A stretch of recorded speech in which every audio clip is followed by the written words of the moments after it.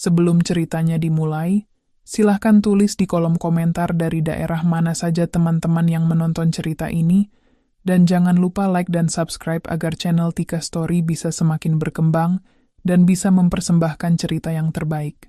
Di dunia yang tampak sempurna dari luar, seringkali tersembunyi luka terdalam yang hanya diketahui oleh mereka yang menjalaninya.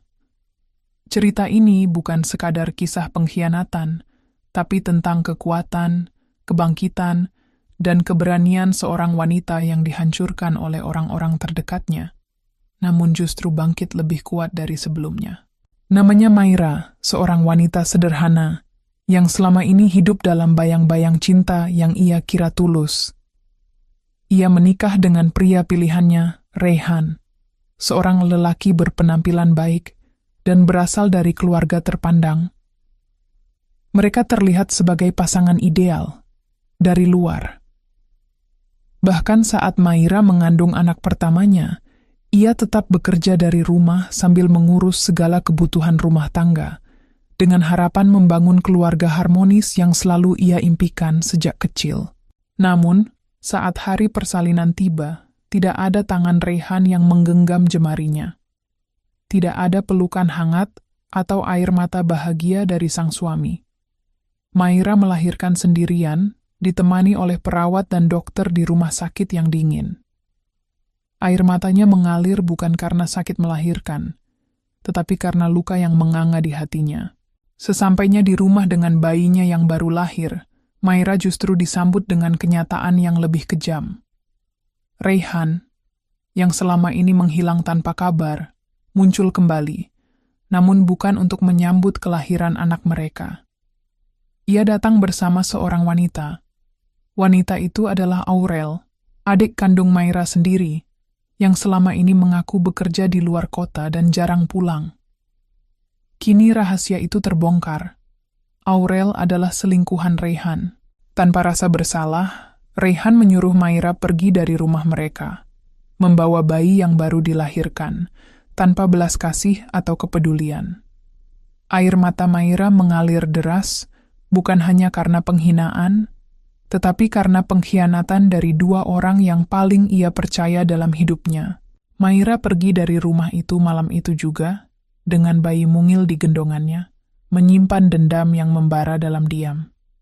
Ia tahu, hidupnya tidak akan pernah sama. Tapi ia juga tahu satu hal. Ia tidak akan membiarkan dirinya selamanya diinjak. Ia akan membalas. Ia akan membuktikan bahwa seorang wanita yang disakiti bisa berubah menjadi kekuatan yang tak terbendung. Bermodalkan air mata, semangat, dan tekad, Maira memulai lembaran baru. Ia akan bangkit. Ia akan membangun kehidupan baru. Ia akan menjadi seseorang yang akan membuat Reyhan dan Aurel menyesali setiap napas yang pernah mereka habiskan untuk menyakitinya. Dan ketika hari itu tiba, mereka akan tahu bahwa mereka telah menyia-nyiakan wanita yang seharusnya mereka hargai. Udara pagi itu sejuk dan menyenangkan. Langit biru membentang luas di atas atap rumah sederhana yang berdiri di sebuah perumahan kecil di pinggiran kota. Di sanalah Maira tinggal bersama suaminya, Reyhan, lelaki yang menjadi teman hidupnya selama 3 tahun terakhir. Rumah mereka tak megah, tapi penuh kehangatan. Setiap sudutnya dihiasi oleh kenangan yang mereka bangun bersama sejak hari pertama menikah. Di dapur mungil berwarna putih pastel, aroma roti panggang dan telur dadar memenuhi udara. Maira berdiri di depan kompor, mengenakan celemek biru dengan corak bunga-bunga kecil. Rambut panjangnya diikat rapi ke belakang, dan wajahnya terlihat segar meskipun perutnya sudah membuncit, menandakan usia kandungannya yang memasuki bulan ke-9. Tak lama kemudian, Reyhan muncul dari kamar mandi dengan senyum khasnya. Rambutnya masih basah, dan dia mengenakan kemeja kerja warna biru langit yang disetrika rapi oleh Maira malam sebelumnya.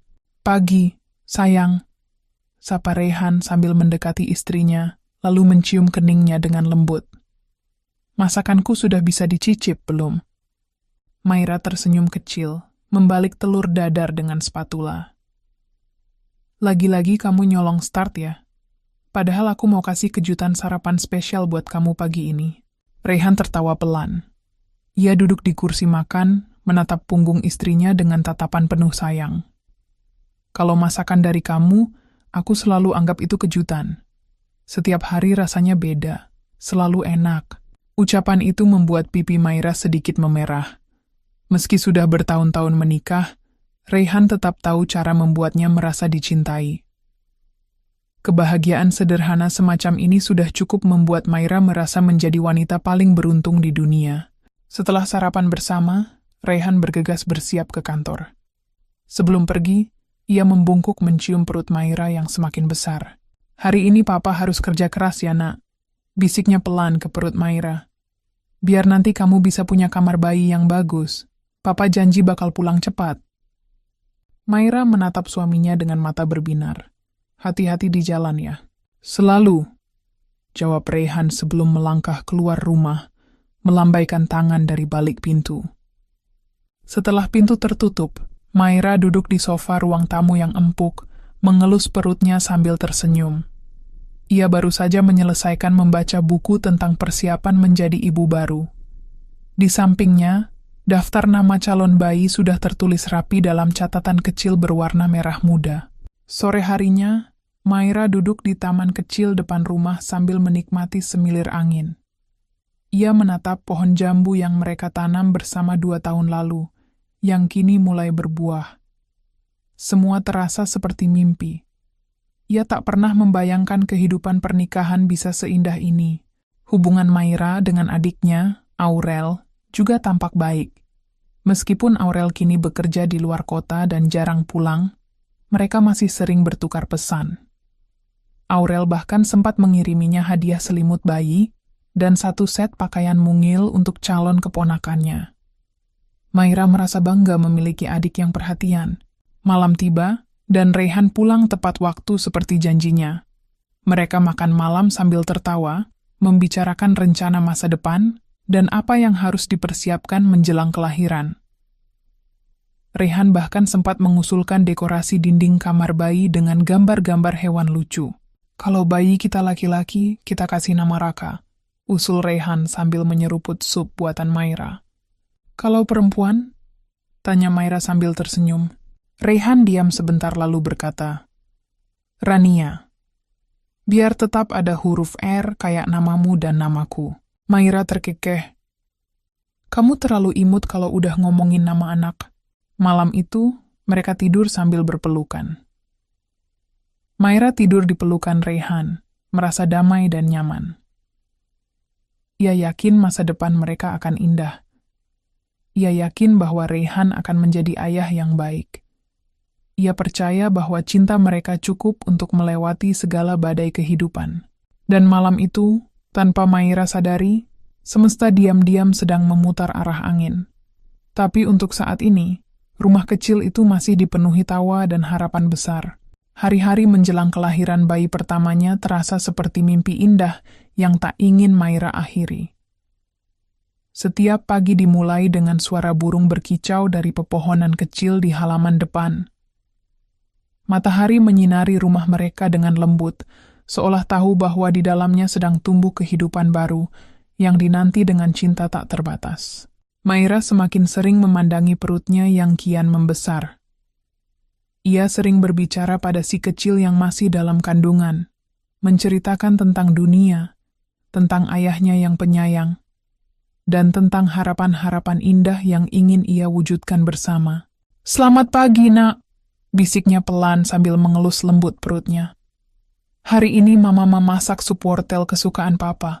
Kamu juga harus suka ya nanti, biar kita bisa makan bareng. Setiap ucapan kecil itu selalu membuat hatinya hangat. Ia merasa terhubung dengan bayinya, seakan ada ikatan yang tak kasat mata namun sangat kuat.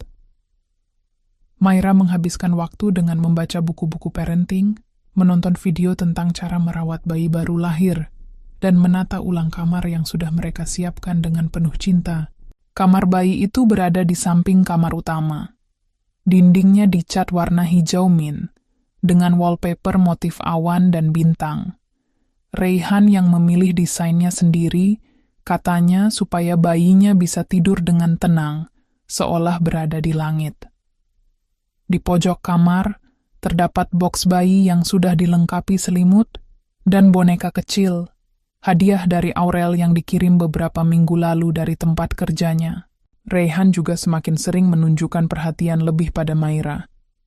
Setiap pulang kerja, ia selalu membawa buah tangan kecil, entah itu buah segar, susu ibu hamil, atau sekadar bunga mawar dari pedagang di jalan. "Kamu dan anak kita harus tetap sehat," katanya suatu sore, ketika ia pulang membawa sekotak stroberi dan segelas susu kedelai hangat. Maira tertawa. "Kalau kamu terus begini, nanti aku jadi terlalu manja." "Biarlah," balas Reyhan sambil mencubit hidung Maira gemas. "Aku ingin kamu merasa jadi ratu di rumah ini." Setiap akhir pekan mereka menghabiskan waktu dengan berjalan santai di taman dekat rumah. Maira mengenakan dress longgar, sementara Reyhan selalu menggandeng tangannya erat, seolah tak mau berpisah. Mereka membicarakan tentang masa depan, pendidikan anak mereka kelak, dan kota kecil yang mereka impikan untuk dikunjungi bertiga suatu hari nanti. Suatu malam, saat mereka duduk berdua di teras belakang, Maira bersandar pada bahu Reyhan. Udara malam sejuk, dan suara jangkrik terdengar seperti musik pengantar tidur.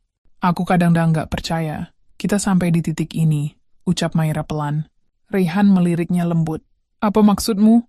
"Dulu, aku pikir aku nggak akan pernah bisa bahagia seperti ini. Tapi kamu datang, nikahi aku, dan sekarang kita akan punya anak. Hidupku jadi terasa sempurna." Reyhan menggenggam tangan Maira. "Kamu yang buat hidupku sempurna, Mai. Kamu istri terbaik, dan aku yakin kamu akan jadi ibu yang luar biasa." Kalimat itu membuat mata Maira berkaca-kaca. Ia menunduk, menyembunyikan senyum kecil yang penuh rasa syukur. Tidak ada kata lain yang bisa menggambarkan perasaannya malam itu selain lengkap. Sementara itu, komunikasi dengan Aurel tetap berjalan baik. Aurel kerap mengirimkan pesan singkat lewat aplikasi pesan, menanyakan kondisi Maira dan calon keponakannya. "Kak, jaga kesehatan ya. Jangan kebanyakan berdiri. Kalau ada apa-apa, kabari aku ya, meski aku jauh." Maira membalas dengan emoji tersenyum dan berkata, "Iya, kamu juga jaga diri ya di sana. Aku kangen." Meskipun Aurel jarang pulang, Maira tidak pernah menaruh curiga sedikit pun. Hubungan mereka sebagai kakak adik sangat dekat sejak kecil. Bahkan Maira sering merasa bersalah karena Aurel harus jauh dari keluarga demi pekerjaan. Beberapa minggu kemudian, usia kandungan Maira memasuki minggu ke-38. Dokter mengatakan bahwa bayi bisa lahir kapan saja. Maira dan Reyhan semakin antusias. Mereka menyiapkan tas persalinan, menyusun daftar kebutuhan rumah sakit, dan menyusun jadwal cuti untuk Reyhan. "Kamu siap jadi papa panik?" goda Maira saat Reyhan membaca ulang daftar perlengkapan bayi. "Kalau itu demi kamu dan si kecil, aku rela panik setiap hari," jawab Reyhan membuat Maira tertawa geli. Malam-malam menjelang persalinan dipenuhi dengan doa dan harapan. Maira tak henti-hentinya memanjatkan doa agar proses melahirkannya nanti berjalan lancar, agar bayinya sehat, dan agar rumah kecil mereka selalu dilimpahi kebahagiaan seperti ini. Untuk Maira, semua terasa sempurna.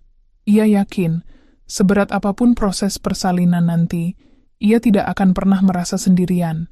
Ia percaya Reyhan akan ada di sisinya. Ia percaya keluarga kecil mereka akan menjadi kisah indah yang terus tumbuh. Namun tak satu pun dari mereka tahu bahwa kehidupan tak selalu memberi peringatan sebelum segalanya berubah. Suasana rumah tetap tenang dan tertata rapi seperti biasa. Tetapi sejak memasuki minggu ke-39 kehamilan, Maira mulai merasakan perubahan kecil dalam sikap Reyhan. Perubahan itu tidak mencolok, hanya seperti awan tipis yang melintas di langit cerah. Ia masih perhatian, masih mencium keningnya sebelum berangkat kerja, dan masih mengelus perutnya setiap malam sebelum tidur. Namun, tatapan matanya kadang tampak kosong, seolah pikirannya melayang ke tempat yang tak bisa dijangkau Maira. Salah satu kebiasaan kecil Reyhan yang perlahan menghilang adalah mengajaknya berbicara sebelum tidur. Biasanya, mereka akan berbincang tentang nama bayi, tentang masa depan, bahkan tentang hal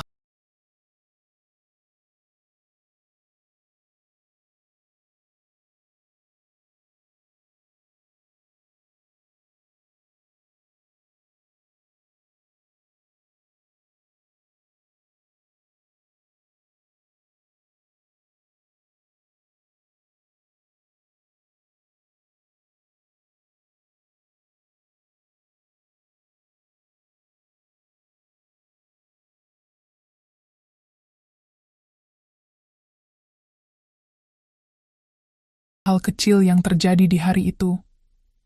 Tapi akhir-akhir ini, Raihan sering tampak lelah, langsung memejamkan mata begitu menyentuh bantal. Maira berusaha mengabaikannya. Ia berpikir, mungkin Raihan sedang banyak pekerjaan. Lagi pula, menjelang cuti panjang karena kelahiran anak mereka, wajar jika Raihan harus membereskan semua tanggung jawabnya di kantor. Namun, ada sesuatu yang mulai mengganjal di hati Maira. Beberapa kali Raihan tampak terlalu lama di luar rumah, dengan alasan lembur. Biasanya, jika harus pulang malam, Raihan akan mengirim pesan, bahkan menelepon. Tapi kali ini tidak. Malam itu, Raihan pulang melewati tengah malam tanpa kabar sebelumnya. "Kamu nggak apa-apa?" tanya Maira pelan ketika Raihan masuk rumah. Matanya mengintip dari balik selimut. Raihan terkejut melihat Maira belum tidur. Ya maaf. Aku lupa kasih kabar. Rapatnya molor." Maira ingin bertanya lebih jauh, tapi ia menahan diri. Ia memilih mempercayai suaminya seperti biasa. Lagi pula, tak seharusnya ia berpikiran negatif, apalagi di kondisi menjelang melahirkan seperti ini. Esok harinya, saat merapikan pakaian Raihan yang baru dicuci, Maira menemukan sehelai tisu kecil di saku celana kerja suaminya. Di situ tertulis sebuah catatan singkat dengan tulisan tangan perempuan. "Terima kasih untuk malam ini. Kamu tetap hangat seperti dulu." Hati Maira mencelos, namun ia mencoba menenangkan dirinya. "Mungkin ini punya rekan kerja Raihan yang iseng," gumamnya lirih. Ia menyimpan tisu itu dalam laci meja rias, tanpa membicarakannya dengan Raihan. Beberapa hari kemudian, Aurel mengirim pesan bahwa ia tidak bisa hadir saat Maira melahirkan nanti. "Maaf ya kak, jadwal kerjaku padat banget akhir bulan ini. Aku mungkin nggak bisa pulang dulu," tulis Aurel. Maira kecewa, tapi tidak menunjukkan itu. Ia hanya membalas, "Nggak apa-apa, yang penting kamu jaga kesehatan. Doakan aku ya." Di dalam hati, Maira merasa sedikit sedih. Ia selalu membayangkan momen melahirkan nanti akan ditemani orang-orang terdekat, terutama Aurel, yang selalu ada di sisinya sejak kecil. Tapi ia berusaha menguatkan diri. Masih ada Raihan. Ia yakin suaminya akan menemaninya saat waktu itu tiba. Hari-hari terus berjalan. Perut Maira semakin berat, tubuhnya semakin lelah. Ia mulai sulit tidur di malam hari. Namun, dalam kesendiriannya, ia tetap berusaha positif.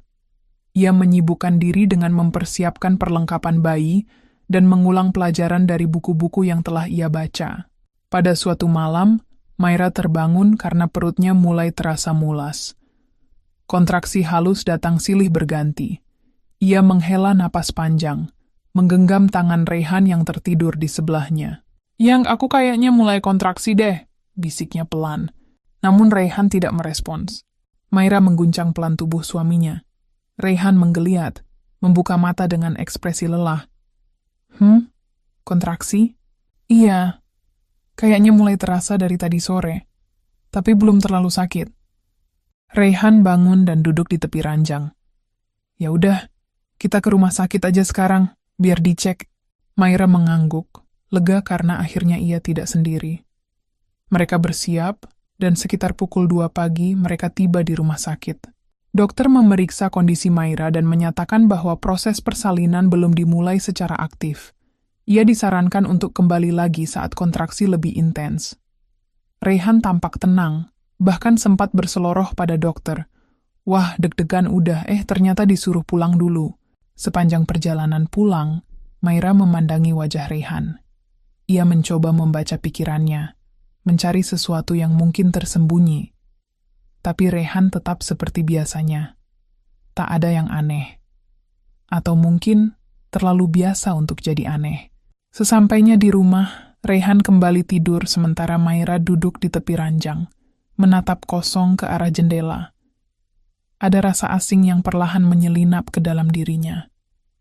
Seolah ada sesuatu yang akan berubah, sesuatu yang tak bisa ia hentikan. Dan saat fajar menyingsing, bayi dalam kandungannya kembali bergerak. Maira mengelus perutnya dengan lembut. "Kita harus kuat ya, nak. Apapun yang terjadi nanti, Mama akan lindungi kamu. Pagi itu, hujan turun perlahan membasahi halaman rumah sakit. Awan menggantung tebal di langit seperti pertanda bahwa hari ini bukan hari biasa. Di dalam ruang bersalin, Maira menggenggam erat spray ranjang sambil menahan rasa sakit yang datang bergelombang. Tubuhnya menggigil antara keringat dingin dan kontraksi yang tak henti menghantam setiap menitnya. "Bapak bayinya belum datang?" tanya seorang perawat dengan suara pelan. Maira hanya bisa menggeleng lemah, bibirnya bergetar menahan tangis. Sejak tadi malam, Rehan belum juga muncul. Ia sudah menelepon berkali-kali, tapi ponsel Rehan tak aktif. Pesannya tak dibalas. Ia mencoba menghubungi Aurel juga, tapi nomor adiknya pun tak bisa dihubungi. "Tenang, Bu, kami di sini akan bantu semaksimal mungkin," ujar bidan yang mendampinginya sambil menenangkan. Air mata menetes di sudut mata Maira. Bukan karena sakitnya melahirkan, ia telah mempersiapkan diri untuk rasa sakit itu. Tapi karena hatinya kini robek oleh perasaan ditinggalkan. Ia tak pernah membayangkan akan menjalani momen terpenting dalam hidupnya sendirian. Ia tak menyangka suami yang selama ini begitu hangat bisa hilang tepat saat ia sangat membutuhkannya. Kontraksi semakin cepat dan kuat.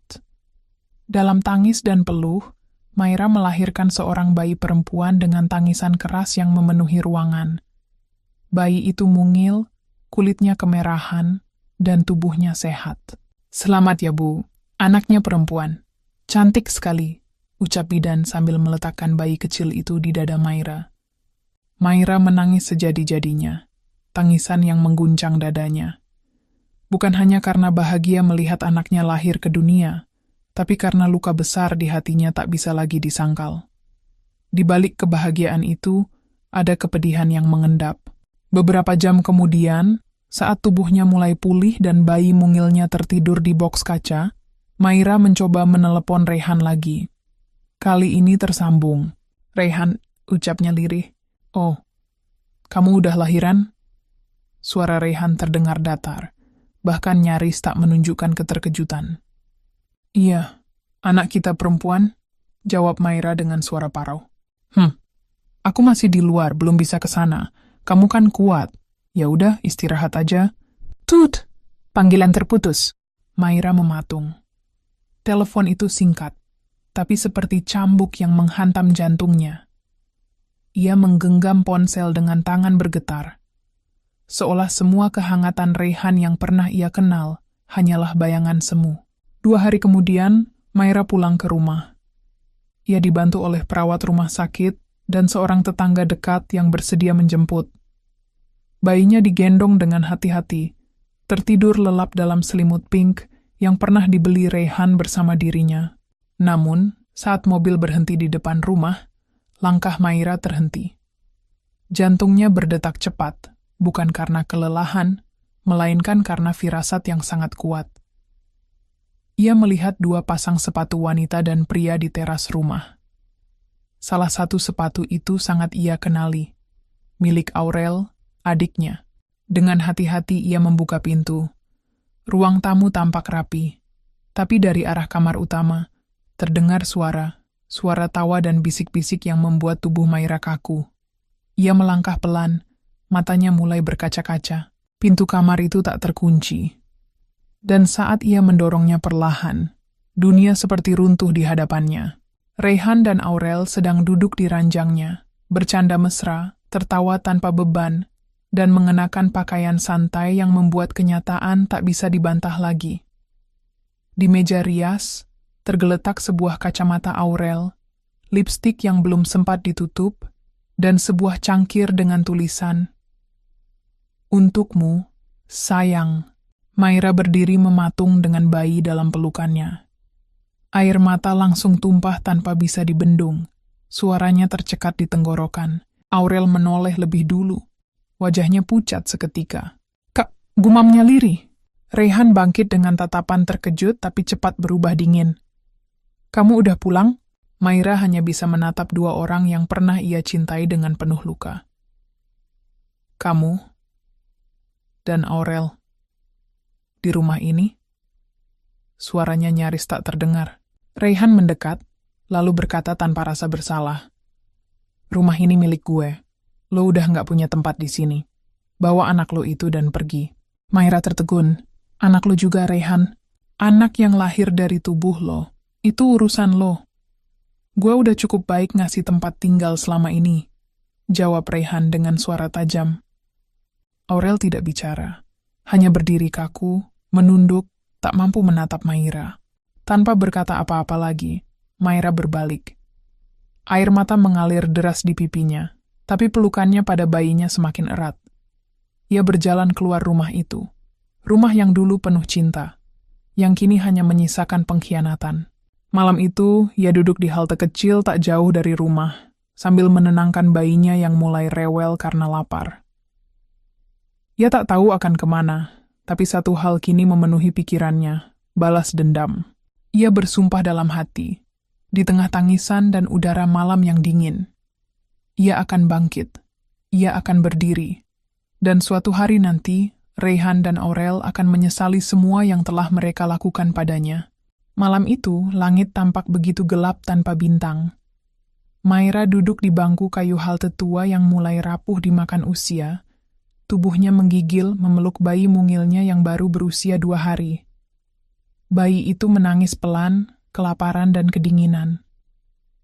Sementara Maira, dengan rambut yang berantakan dan wajah lelah pasca melahirkan, berusaha tetap kuat. Ia memandangi jalanan kosong di depan halte, tak tahu kemana harus pergi.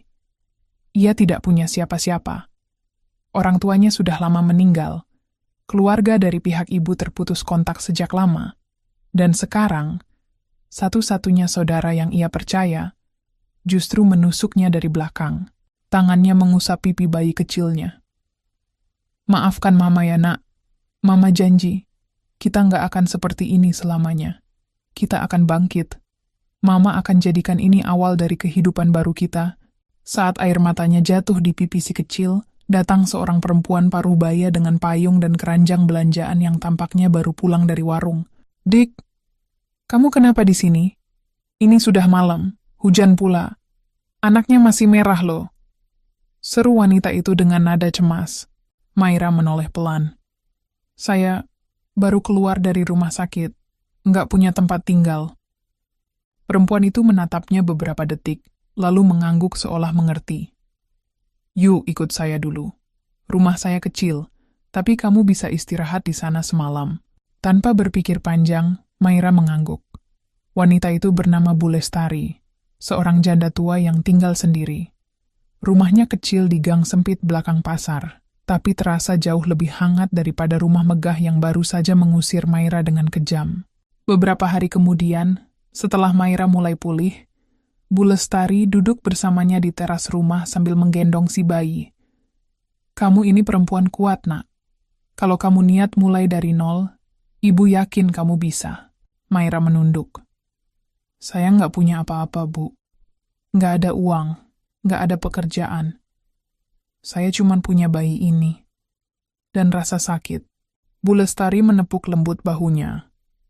Kalau kamu masih punya nyawa dan semangat, itu sudah lebih dari cukup. Kalimat itu menggugah hati Maira. Hari itu juga ia membuat keputusan. Ia akan bangkit, tidak peduli seberapa sulit jalannya. Maira mulai mencari pekerjaan ke sana-sini. Ia menawarkan jasa setrika, cuci baju, bahkan menjaga warung tetangga. Apa saja ia lakukan demi mendapatkan uang untuk membeli susu dan popok anaknya. Ia tak mengeluh, bahkan ketika tubuhnya masih belum pulih, sepenuhnya pasca melahirkan. Di tengah-tengah perjuangannya itu, ia menyimpan satu hal di hatinya, dendam. Ia menulis semua yang ia alami di sebuah buku catatan kecil. Pengkhianatan Raihan, luka dari Aurel, rasa sakit melahirkan sendirian. Tapi halaman-halaman itu juga ia isi dengan mimpi-mimpinya. Membangun usaha sendiri, membeli rumah sendiri, membesarkan anaknya dengan penuh cinta, dan, pada akhirnya, membuat orang-orang yang telah menghancurkannya bertekuk lutut. 3 bulan kemudian, berbekal uang tabungan hasil kerja kerasnya, Maira mulai berjualan kecil-kecilan di pinggir jalan. Ia membuat risol dan pastel sendiri di rumah Bu Lestari, lalu menjualnya ke sekolah dan kantor terdekat. Meskipun hanya untung tipis, ia menyisihkan sebagian untuk membeli bahan lagi, dan sebagian lainnya untuk menyewa kamar kos kecil, agar tidak terus membebani Bu Lestari.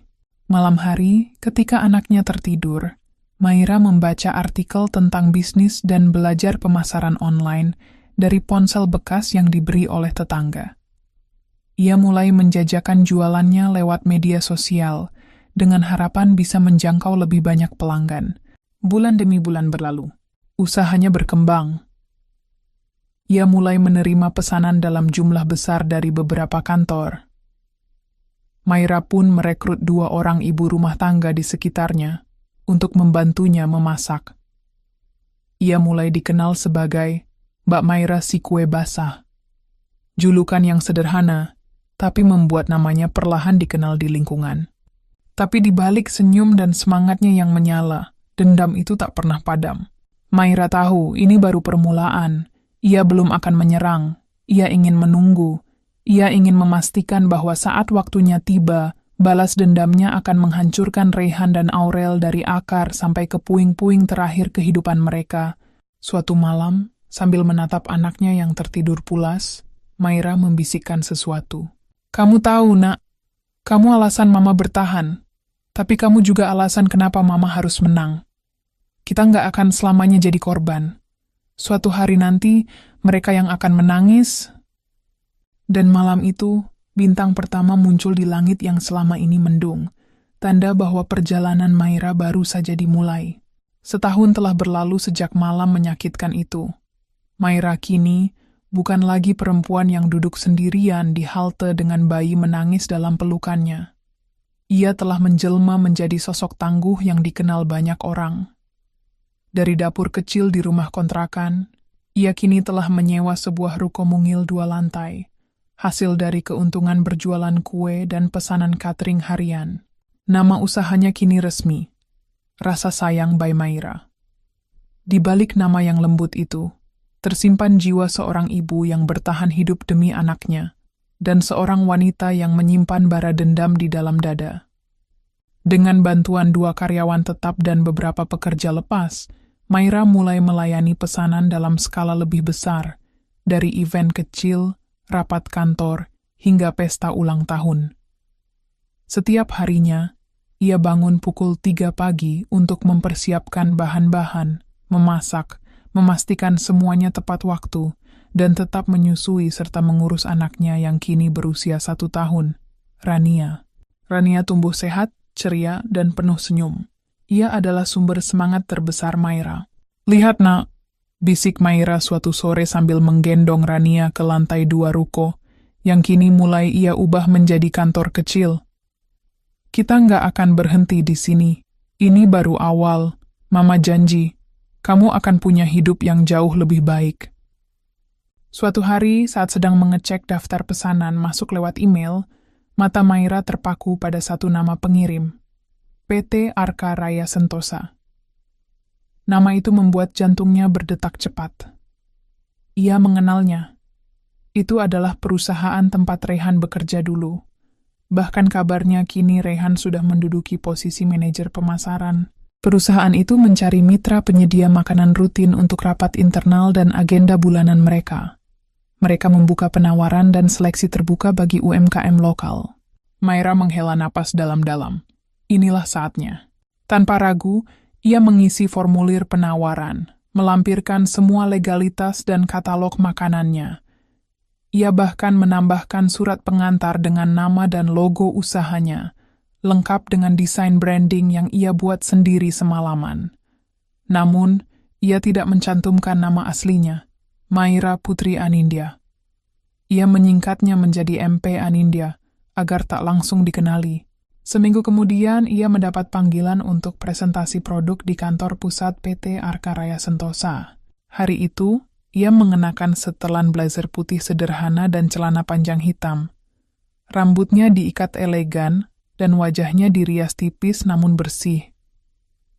Ia tampak berbeda jauh dari wanita yang dulu hanya menjajakan kue di trotoar. Sesampainya di kantor itu, Ia berdiri di lobi sambil membawa contoh produk dalam kemasan mewah. Hatinya berdebar, tapi matanya tenang.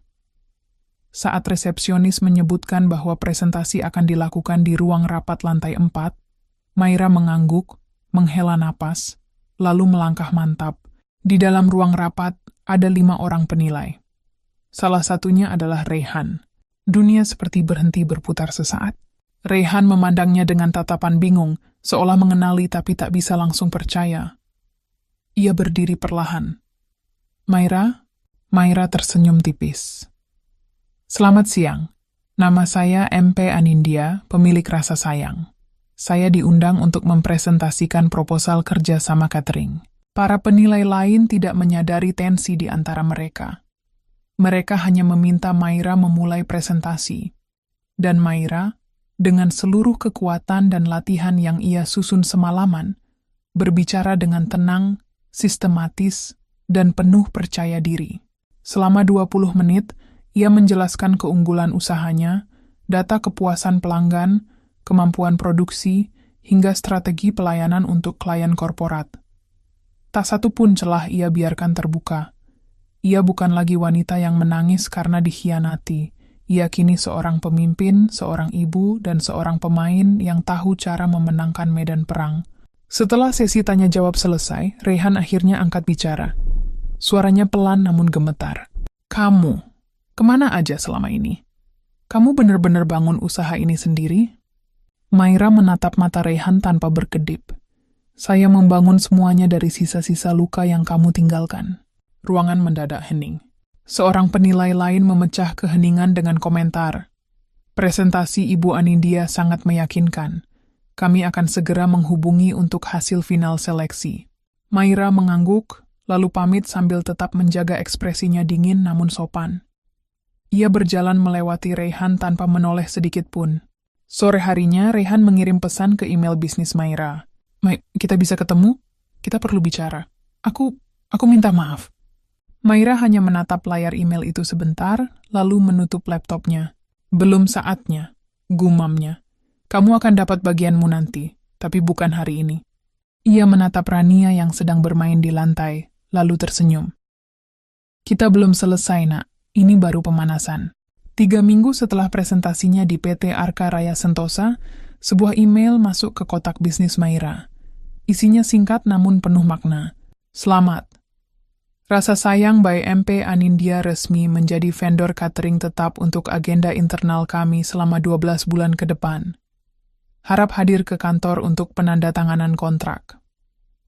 Maira memejamkan mata, menahan napas. Bukan karena terkejut, tapi karena detik itu ia tahu, panggung balas dendamnya telah resmi dibuka. Kontrak kerja sama tersebut adalah tonggak baru dalam perjalanan bisnis Maira.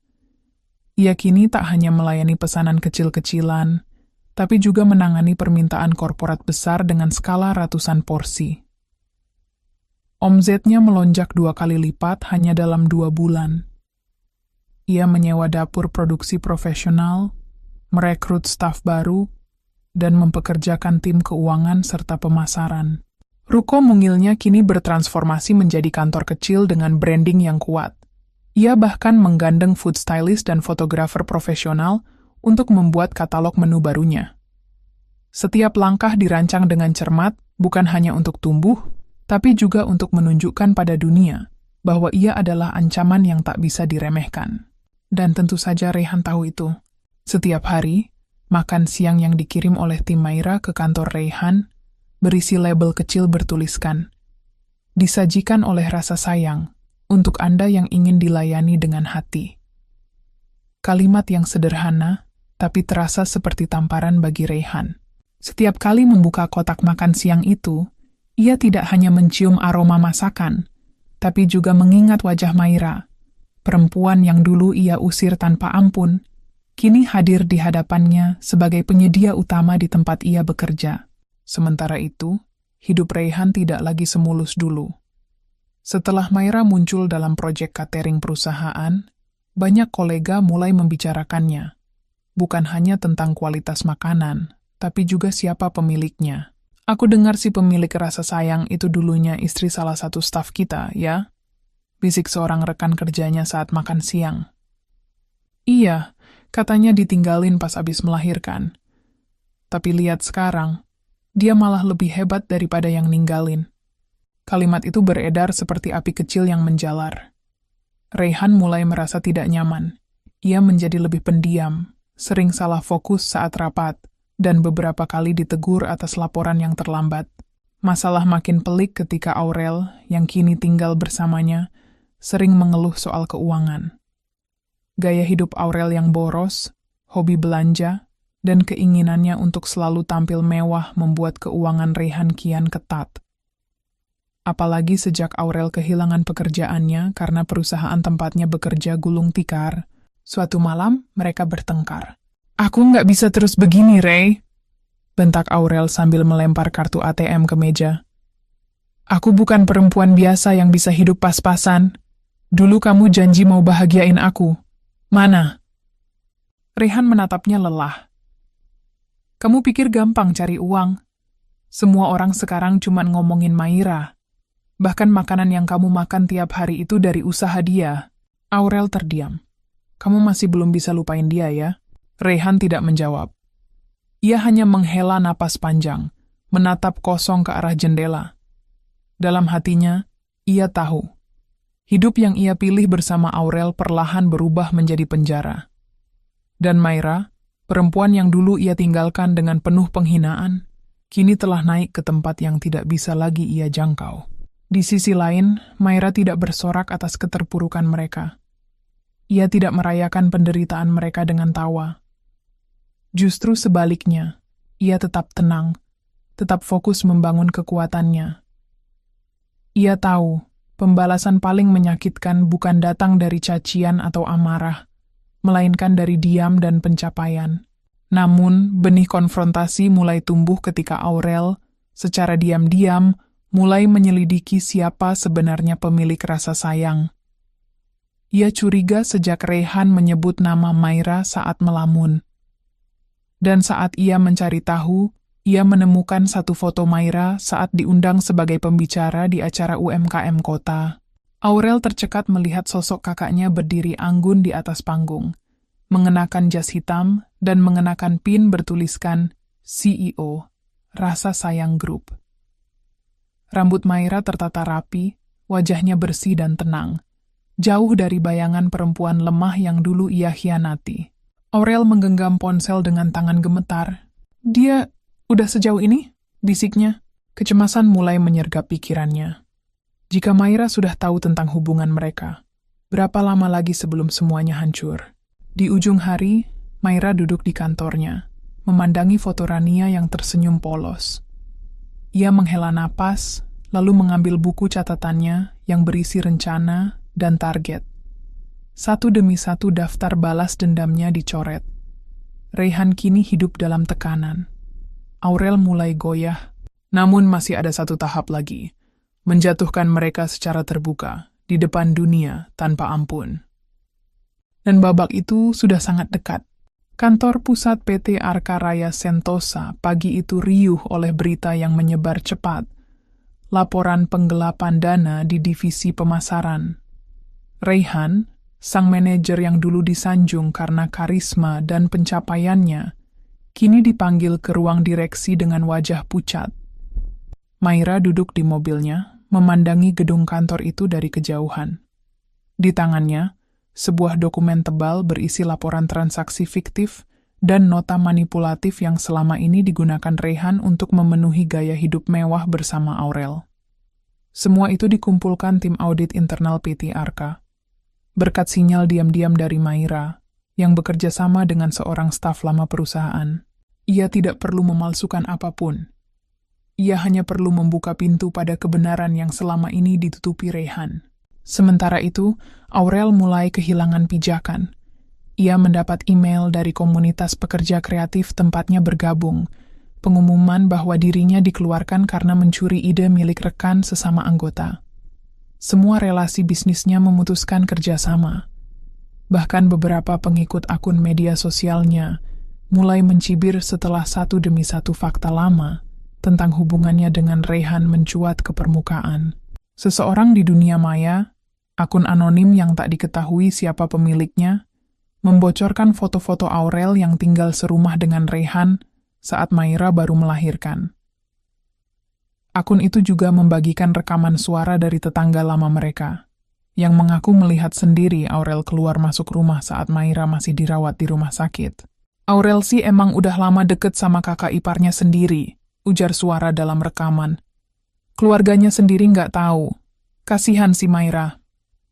Unggahan itu viral. Aurel tak lagi berani membuka media sosial. Ia mengurung diri di kamar apartemen Reyhan, menangis setiap hari.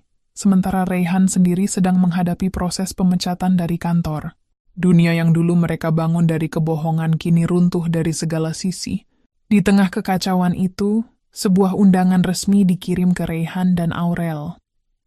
Undangan pembukaan cabang baru Rasa Sayang Group, yang kini bukan hanya bergerak di catering, tetapi juga merambah kafe premium dan event organizing.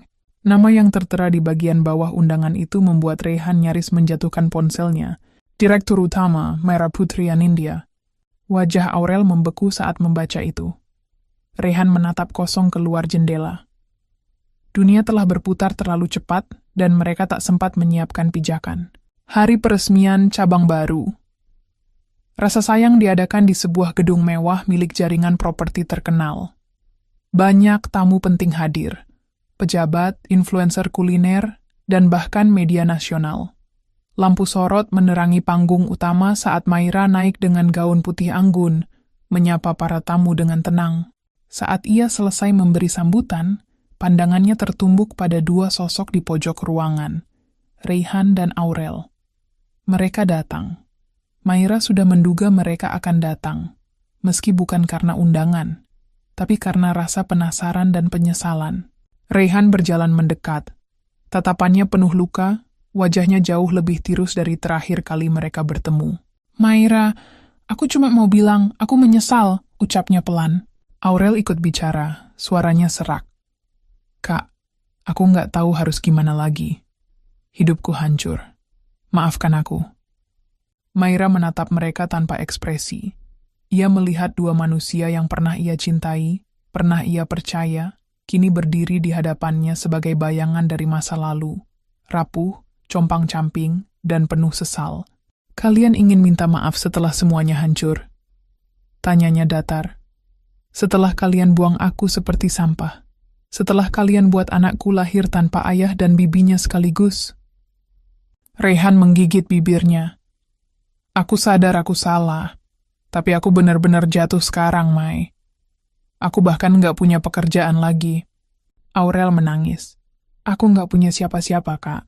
Maira terdiam lama sebelum akhirnya berkata, dulu aku juga tidak punya siapa-siapa. Aku tidur di halte. Aku susui anakku dengan air mata. Tapi aku bangkit. Sendiri. Ia mendekat, lalu berkata pelan namun tajam, kalian tidak aku jatuhkan. Kalian hancur karena keserakahan kalian sendiri. Aku hanya berdiri dan membiarkan kalian tersandung oleh langkah kalian sendiri.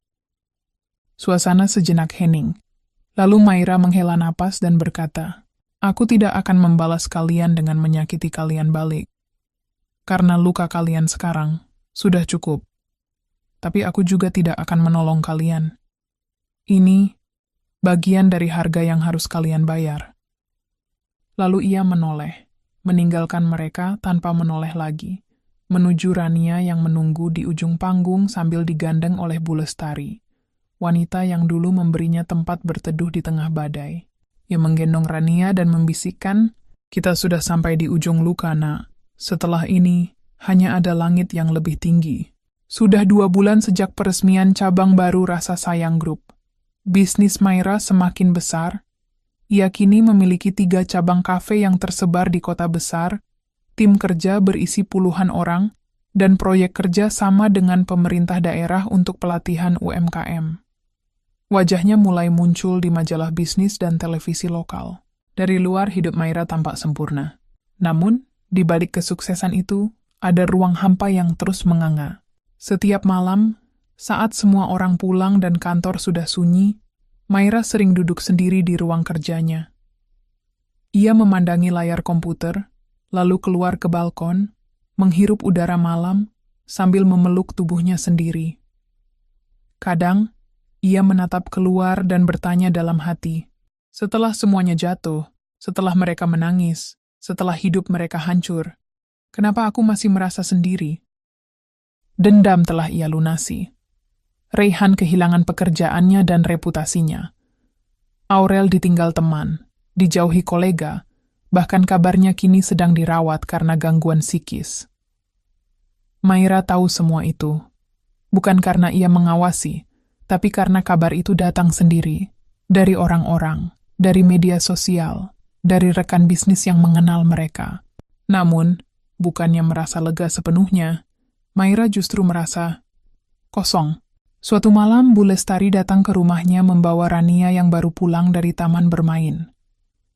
Rania kini sudah berusia hampir 2 tahun, cerdas dan lincah, dengan mata besar seperti ibunya. Melihat anaknya tertawa selalu memberi kehangatan tersendiri bagi Maira. Tapi malam itu, Bu Lestari berkata pelan, "Mai, boleh ibu tanya sesuatu?" Maira mengangguk sambil menyuapi Rania. "Kamu sudah menang. Semua yang nyakitin kamu udah jatuh. Tapi, kamu beneran bahagia?" Pertanyaan itu menghantam dadanya seperti gelombang besar.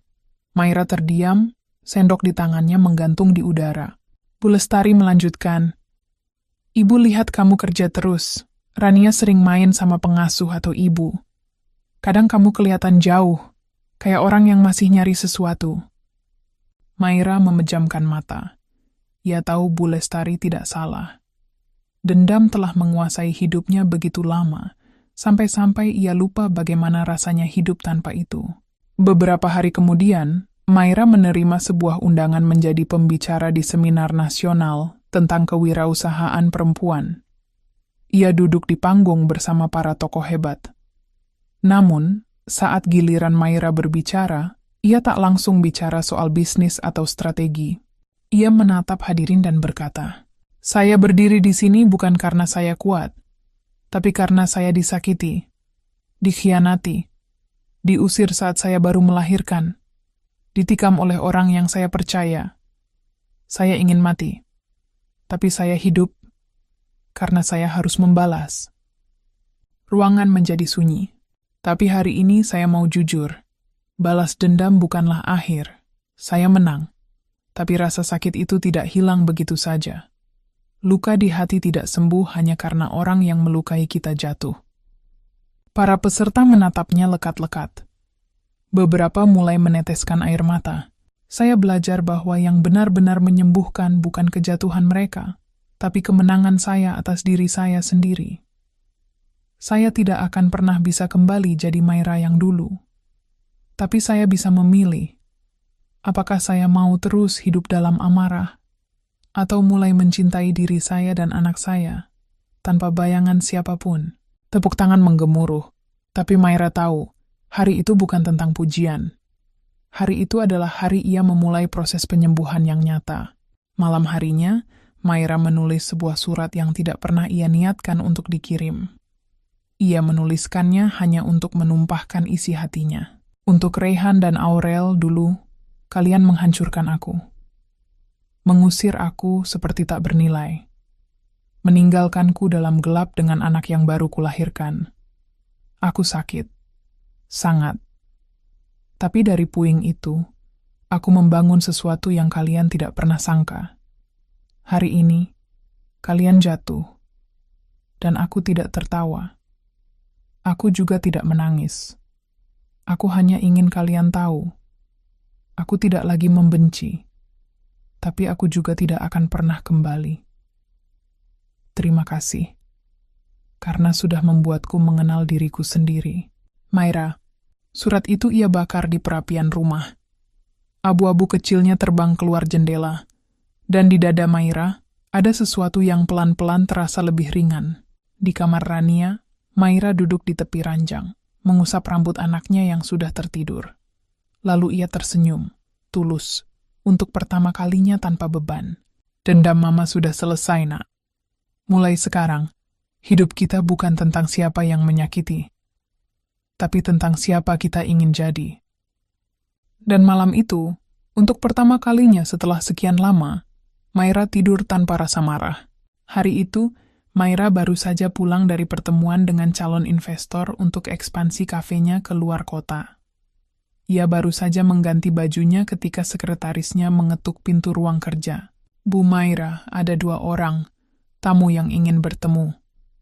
Mereka tidak ada janji, tapi katanya penting." "Siapa?" Mereka memperkenalkan diri sebagai Reyhan dan Aurel. Maira terdiam. Matanya menatap lurus ke arah cermin. Nama-nama itu masih membawa bekas luka, tapi kini tak lagi menyakitkan seperti dulu. Setelah semua yang terjadi, kini mereka datang. Untuk apa? Tapi batinnya sudah tidak lagi goyah. "Suruh tunggu di ruang pertemuan, saya akan temui." Reyhan dan Aurel duduk dengan gelisah di ruang pertemuan lantai 2. Mereka mengenakan pakaian sederhana. Tak ada lagi parfum mahal, riasan mewah, atau dandanan flamboyan. Hanya 2 orang dengan wajah lelah dan mata yang menyimpan penyesalan. Pintu terbuka. Maira masuk, mengenakan blus putih polos dan celana panjang hitam. Penampilannya tenang, bersih, dan kuat. Ia duduk di seberang mereka tanpa tergesa. Aurel bicara duluan dengan suara bergetar. "Kak, kami nggak tahu harus mulai dari mana. Tapi, kami minta maaf. Untuk semuanya." Reyhan mengangguk. "Aku tahu semua yang aku bilang hari itu, di depan pintu rumah, itu kejaman luar biasa. Aku bodoh. Aku kehilangan segalanya dan baru sadar bahwa kehilangan kamu adalah kehilangan paling besar." Maira tak langsung menjawab. Ia hanya menatap mereka berdua dengan pandangan datar. Tidak ada lagi emosi meledak-ledak. Tidak ada kemarahan. Tidak ada tangisan. Yang ada hanya ketenangan dari seorang perempuan yang sudah menang dan kini punya kendali penuh atas hidupnya. "Maaf ya, cuma itu yang kalian bawa hari ini?" tanyanya pelan. Aurel menggeleng cepat. "Kami nggak minta untuk dimaafkan sepenuhnya. Kami cuman pengen bilang bahwa kami sadar bahwa Kak Maira seharusnya nggak diperlakukan seperti itu. Aku iri, Kak, tapi aku salah arah." Reyhan menunduk. "Aku juga nggak akan pernah minta kembali. Aku tahu aku nggak pantas. Aku hanya mau tutup luka ini, biar kamu bisa benar-benar bebas." Maira menyandarkan punggungnya. Lalu ia berkata, "Aku sudah bebas. Sejak hari aku memilih bangkit sendiri tanpa bantuan siapapun." Hening.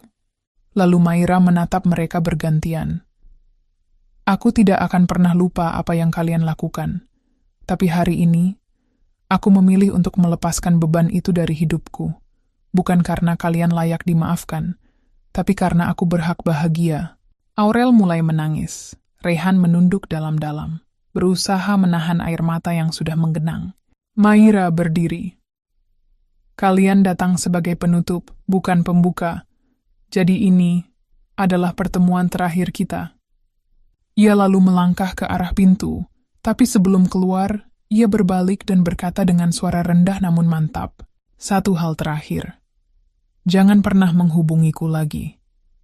Jangan cari tahu soal hidupku.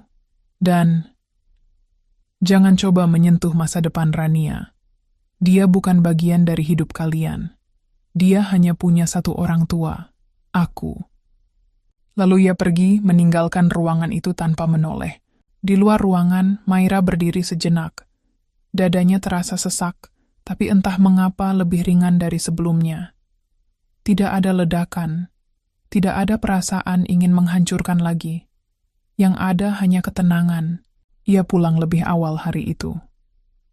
Menjemput Rania dari taman bermain dan membawanya berjalan-jalan ke tempat yang dulu sering mereka lewati saat Maira masih